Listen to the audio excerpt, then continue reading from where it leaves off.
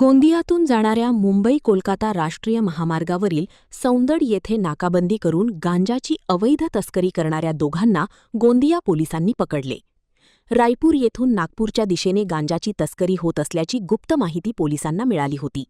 या अनुषंगाने पोलिसांनी सौंदड येथे नाकाबंदी करून आरोपीला थांबविण्याचा प्रयत्न केला. मात्र आरोपीने दुसऱ्याच मार्गाने थार गाडी वळवली.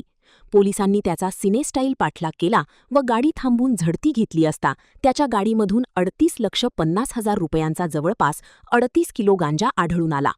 या प्रकरणी विवेक कुमार जोशी राहणार डोंगरगड व एका विधी संघर्षग्रस्त बालकाला पोलिसांनी अटक केली असून एक आरोपी फरार झाला आहे.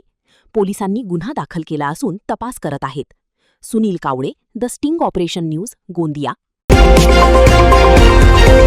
द स्टिंग ऑपरेशन न्यूज, सत्याचे दुसरे नाव, अन्यायावर लेखणीचा घाव.